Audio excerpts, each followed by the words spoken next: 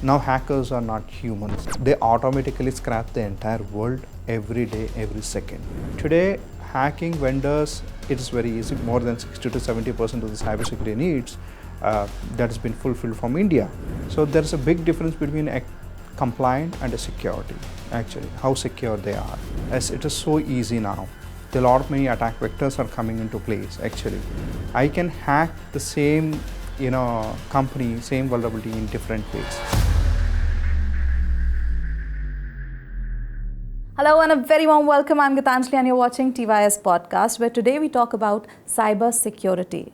So cyber threats today aren't just evolving. They are outpacing traditional defenses. So what if you could think like a hacker even before a hacker reaches you?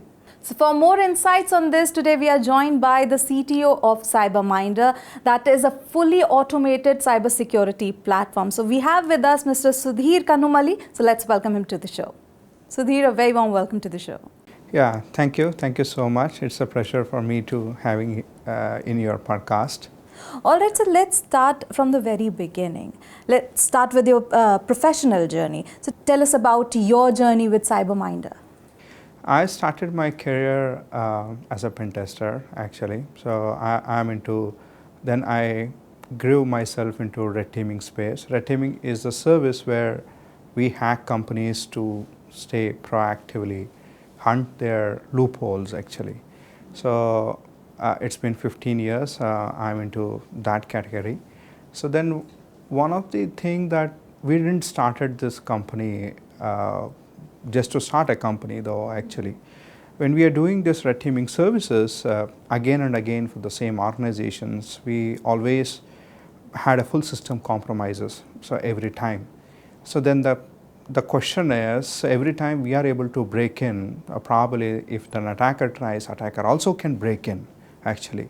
How proactively can secure themselves? That's a question, the people ask me, saying. Then we put forth our brains, we have a smart people at the board, and we started, orchestrating, okay, how attacker, if I am an attacker, so how I can attack. So thinking like an attacker. Yeah, all right. Okay. Then we studied a lot of attacks as well. From past 15 years, we studied more than 1,000 attacks, how they got breached, where the initial attack starts from. Actually, the biggest question is, let's say I want to target any company from the attacker's perspective, where they will start. That's where we started our journey by domain name, actually. For just like an entity name, for the organization name, we can triage the entire digital footprint, like going into the deep about their organization. So what is their businesses like, what in which field they are operating, and what is their digital footprints are like. We go in deep. All right. So what made you realize that something was broken here in cybersecurity? See, one of the biggest thing is, I saw many companies, like companies that doesn't have cybersecurity professionals, they are broken badly. The companies who has very mature cybersecurity professionals, even though they are broken.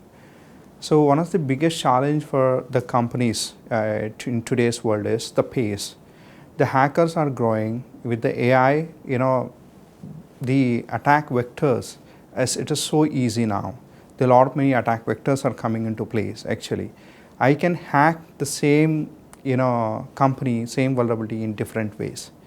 So if the defenders are closing the loop at one side, the same loop can be opened again. We are into that era, actually. So if we talk about, because you've been in the field for more than 15 years, so how were those times compared to today? Has it become easier for hackers these days?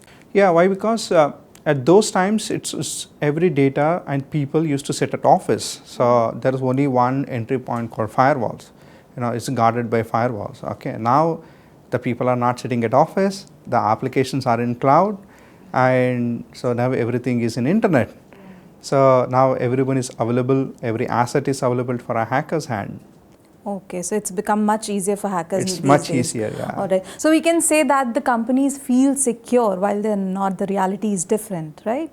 Yeah, the reality is very different. Why? Because the hackers are always stay updated, every hack, because they have a very coordinated community between them, and they know each threat vector very well. But because they are hacking the entire globe, actually, they are very tight. But as organizations, they are not integrated as a whole ecosystem.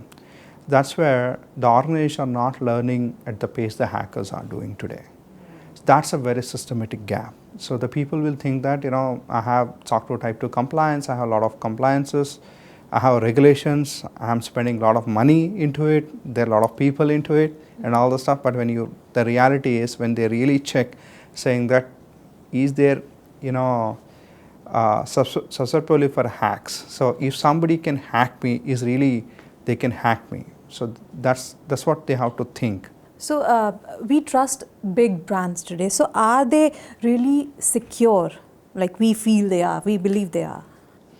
So the big brands, if you ask me how secure they are, I say no. But how compliant are they? Yes. So there's a big difference between a compliant and a security, actually, how secure they are. So because big brands, they have their own challenges, because big brands has a big digital footprint. It is very hard to come up with full-fledged security. There are sometimes here and there the breaches will happen, but it's all important is how we are responding to a breach, how proactively we are responding to a breach, how proactively we are hunting ourselves. That matters for the organizations. So now that we're talking about big organizations, so tell us, what is that one major risk that leaders are ignoring today? AI is the biggest risk that leaders are ignoring today. Why? Because the people want to leverage AI for the digital transformation, for the application development, and a lot of coders, they are doing it, actually. But other side of it, the hackers also, they are using AI, and artificial intelligence will bring lot of there are a lot of options and attack vectors within hands, within seconds, or within minutes, actually. So now, if I am an attacker, if I know one technique, I learned it very hard way, but AI brings me at my desk hundreds of techniques within minutes. Actually, that's the biggest risk that people has to incorporate in today's world. Okay. So what surprised you working with the enterprise security teams? What surprised with the enterprise security team is, like, most of the enterprises today, they have got best teams, actually. They have got best tools, and they have got best techniques, they got best compliance programs. And when they see it, actually, they're board, so everything is rosy, they feel they'll give a lot of confidence to the board people, saying that we are very secure and all the stuff. But when they really look into it, actually, how faster they are closing the threats, because let's say the enterprise world, there are many employees will be there. Each employee, everyone, they are working on the internet. They do mistakes, and they don't care about security at all. And when they're doing a lot of digital transformation, that's where the lot of vulnerabilities, they are producing it. At what scale they are closing that gaps, that's very important today. So it's a continuous battle. We are in a digital era, so we have to battle ourselves. We have to battle, the organization has to battle much faster pace than all hackers combined together. So like you just mentioned, that hackers these days are using AI, because they get multiple options on how to hack, right? So does AI also provide a way or something, how to avoid these cyber threats? Are you using AI to prevent cyber threats? Yeah, so since our platform, we use the same techniques that the hackers does, actually. So we use AI extensively. So we simulate attacks. So our platform is like, you put your domain name. I can give the complete systemic errors that what you have done your previous employees, or at an application layer, or what is that you already got breached, what is you're going to be breached. So that's very important, actually. So that systematic, the attack paths, we call that as an attack paths. Those attack paths we generate via AI today. All right. So basically, AI is also helping in avoiding cyber threats, right? So what is the biggest AI myth in cybersecurity today? Biggest AI myth in cybersecurity today is, like, people are thinking that, okay, if I bring one solution with AI, it can solve everything. So, but cybersecurity is all about, it is not the coverage of breadth, it's a coverage of depth. So that's a myth. So if the people thinking today is like, if I bring one big vendor, he can solve my security problem. No. So cybersecurity is always, it is about the skin in the game. So if we talk about sectors, so which sector according to you faces the biggest AI driven risks? See, biggest sector is banking. So that AI driven risk. Why? Because the users today, if you see that the users have started using net banking, actually the users have started mobile banking, the users have started UPI, and we hold the largest transactions in the world via UPIs. Actually, it is very easy for someone, for the hacker, to create links, and it is very easy to hackers for today in today's AI world to fish somebody or to fool somebody, actually. So that's where we have to be very cautious in this world. So now let's talk about the geopolitical tools. So how have cyber threats evolved here?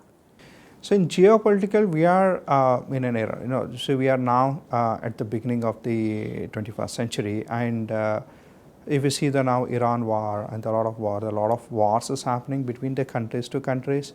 And at the time, what will happen is, if somebody can target as a nation state attackers, so when geopolitical things will erupt, it's the governments actually, they will support the adversaries. Actually, they will fund a lot of money into it actually. At the time, so most of the hackers, they always go with the easy hanging fruits like governmental sites and all those stuff. So at the time when the governmental sites actually is accidentally leaking our mobile numbers and all those stuff, that will be a problem for us. It will create a chaos so within the ecosystem. So we are also seeing attacks on government figures. So what's changing? Why? Because see, it is like in today's AI world, it is possible. Previously, it is not possible to attack the government figures. But if you see the deepfake videos, they can very accurately they can impersonate about them. Actually, they can fool them. That is one thing. Second thing is getting work done. So let's say some people there, I seen some of the videos, are getting triggered as the Prime Minister Modi or public figures into Jaishankar and all. They don't do it as in this country, but they do into the remotest countries like Kenya, Nigeria, and all those stuff. So because they don't know much about it, so they always take the public figures' faces because their photos everywhere. It is easy to construct their videos, and from there they will go on. So basically, we can say that this deep fake voice and video, they are becoming, they have changed the landscape, the threat landscape. Yeah, they changed the threat landscape. Yeah. And what are we doing to protect ourselves or to avoid these threats? See, one thing is we have to evolve. Actually, it is earlier. Most of the time, when we say we join to the calls, video calls, and all the stuff, when we say something, so we used to get it done. But it's not that we have to always keep second level of a validation. When we even join calls or something like that, when somebody says something, it is always some critical things. Actually, we are like a large money transfer. Usually this happens to the large money transfers or approvals and all those stuff. Those we have to re-verify via email or like something. It's always re-verify is the one which saves actually. Even I saw some of the deepfake videos where they're exactly replicating their CFO and the people has transferred the money. Actually, they came back and so I really disheartened on that actually. Yeah. Okay. They are very sophisticated. The attacks are very sophisticated now. So we need to follow, step by step, verification processes. Yeah. All right. So what lessons did you learn building CyberMindr? So one of the biggest lessons I learned by building the CyberMindr is, even though we are on par with the hackers, it's like the organizations sometimes they want to respond, but because of some natural clock within the organization, they can't fix the issues that they want to be actually.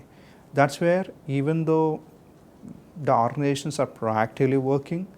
So there are some gaps are there. So that is very bad. So that's because of the AI. I think as humans, we need to beat AI in terms of cybersecurity. All right. So where are cyber threats heading next? So it's like if you see the artificial intelligence, why the people is named as an artificial intelligence is because of the margin of error. So we are now into intelligence game. Okay, so when it's become a real intelligence, actually, at the time, today nobody has fully implemented AI into it actually, but when in another down the line 10 years or 15 years, when we integrated our lot of processes, lot of systems into AI, that's become real intelligence because margin of errors will come down and it's become business.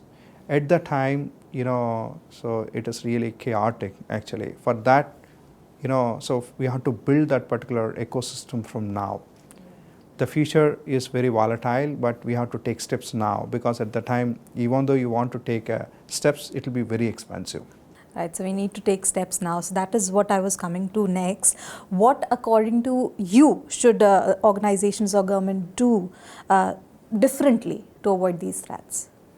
So one is, so the governments today is pushing compliances, but they are really not tracking the output of the compliances. What is the goal of the compliances? To set the processes, okay, to set the certain flow within the organization. Let's say if I'm putting some compliances, that means I want organizations to maintain that security standards, but government is not really checking that standards is improving or not. So governments are like has to enforce.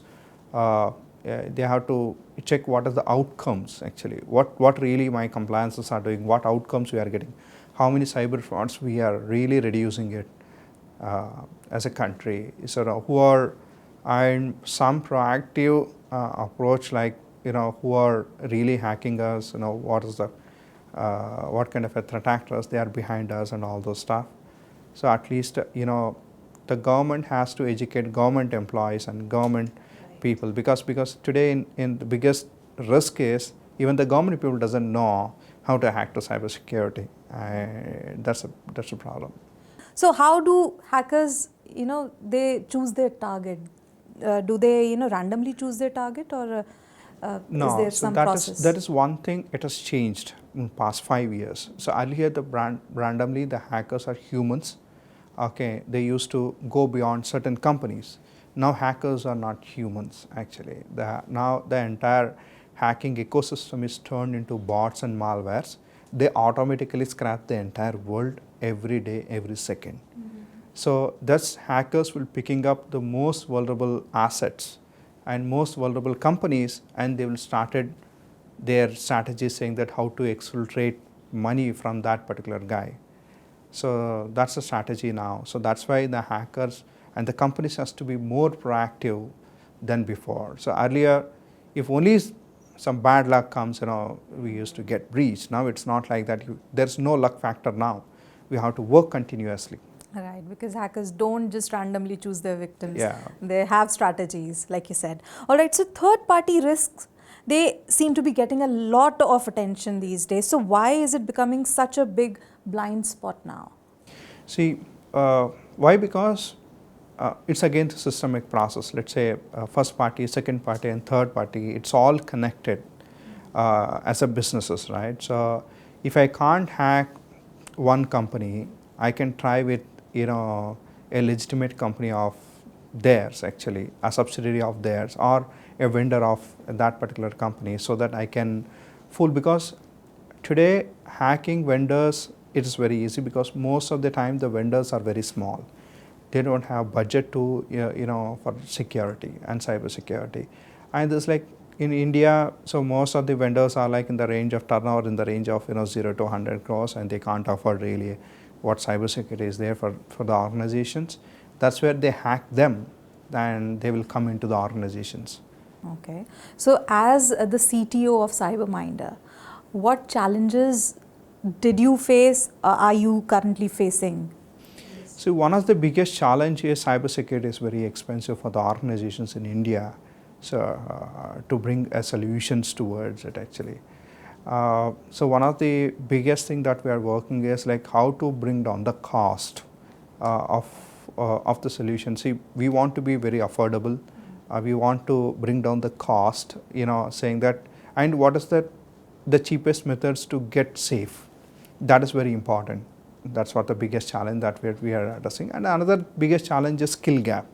So since we all know that India serves the entire global accounts and we are a back office of it.